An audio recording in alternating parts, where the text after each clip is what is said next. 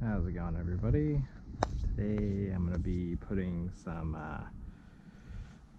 11-inch rear shocks on my wife's 2003 Honda Rebel.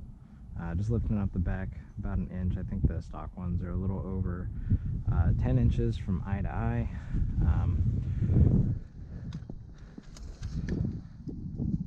Yeah, they're about 10 and a half. And I'm wanting to lift it to about an 11. So got these 11-inch shocks from Dime City. I'll post a link to them in the description. But yeah, that'll lift the back up just a little bit. We're gonna lower the front fork, the tubes through the triple tree a little bit, and kind of give it a little bit more of an aggressive stance and kind of help out the handling a little bit. I already put some 1.25 inch PVC pipe, took the caps off, and then took 1.25 inches of about 1/2 inch in diameter PVC pipe and stuck it in there, put a washer in, stuck that in there, and then put the cap back on to kind of stiffen it up a little bit. It's still pretty soft, obviously loosening. This top one here on the 2003 is a 12mm bolt. Just loosen that up. I'll loosen the one on the other side too. And I've got the back lifted up there on the jack, so nothing to worry about there. I'll just take that 12mm out and drop it all over the place. Take this 12mm out. Alright, drop that one out too. Obviously keep all your washers and everything.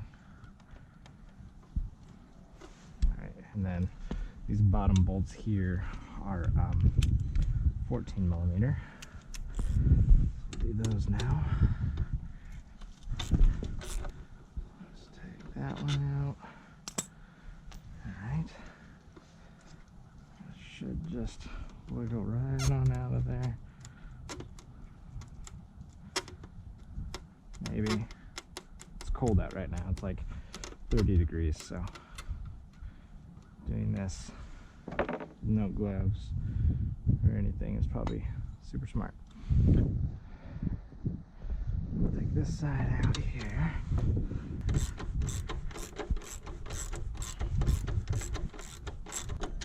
There we go. Alright. Pull that through.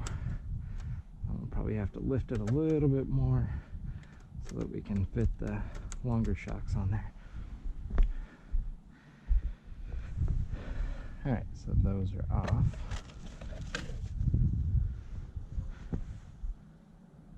And I'm guessing I'm probably going to have to.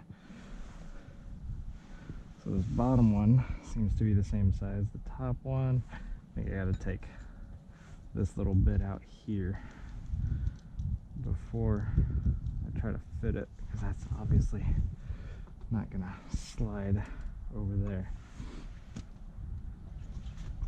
Alright, let me give that a shot. Hold that with my knee. Put this little extension there. Just kind of press that out there. Pop that little sleeve out. Since we got this built-in sleeve right here we're going to use. There we go, fits right in. Alright, well, flip that around so we don't have that ugly yellow bit there. Alright, now we just need to do that for the other one. So I got that there. I'll hold this with the knees. Hold this with the knees a little bit. Pop that there and just give it a couple light taps. Let's get that thing out. There we go. I'm going to hold on to these because I don't know when I start working on all this whole thing might be coming out and need, you know, the little things to go back in them. So I'm going to hold on to those for future modification. So I'll pop this on this side. Okay, side. Make sure it's the pretty side out. Yep, yellow's on the inside. Alright, rest those there. I'm gonna put just loosely put the 12 millimeters on. Make sure you got your washer on there so that it kind of clamps this down. Make sure that grommet doesn't pop out on you. Alright, there we go. And then we're gonna lift this thing up a bit. Let that swing arm come down. Should be alright. They're already kind of going in by themselves, just need to line them up a little bit.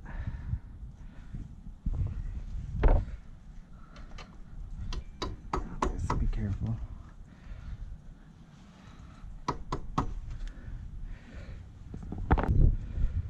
The other one kind of in here. A couple little taps. Don't force anything. Alright. So take your screwdriver, stick it in there, and pull the eyelet into place. And it's all lined up. I don't know what angle you're getting up there, but kind of line it up with the screwdriver. And you should be able to get the bolt in. Put that in. There we go. Tighten the bottom one up first.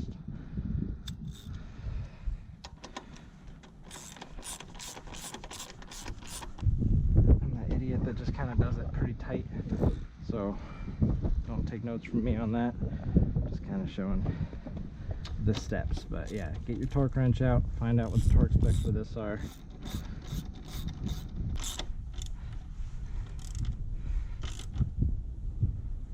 Tighten it down, don't break the bolt, but also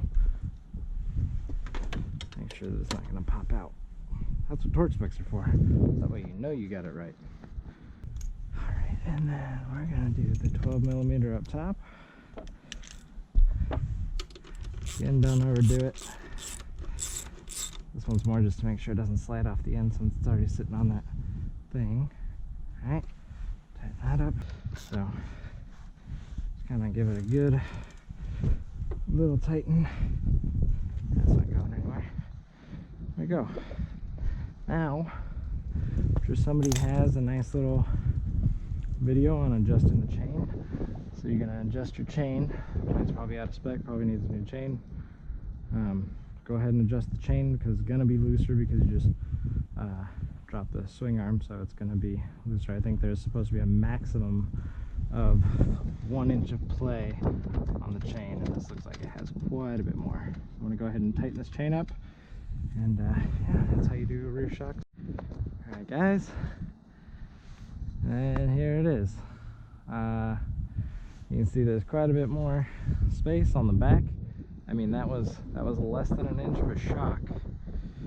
That was less than an inch of you know, increasing the shock there. But it lifted the whole thing. We just measured the top of the seat here, and it's right a little bit over 28 inches now. Also, another thing, when you lift it, you're gonna need to adjust your rear brake. After you adjust your chain. So you're gonna adjust your chain tension, you're gonna have to tighten it up a little bit, you're gonna adjust your chain tension, you're gonna have to adjust your rear brake because it's gonna be locked up. Just turn this out, loosen it, you know, lefty, and then that'll adjust the rear brake. Obviously don't do it too much. Play with the pedal and everything, see where it engages.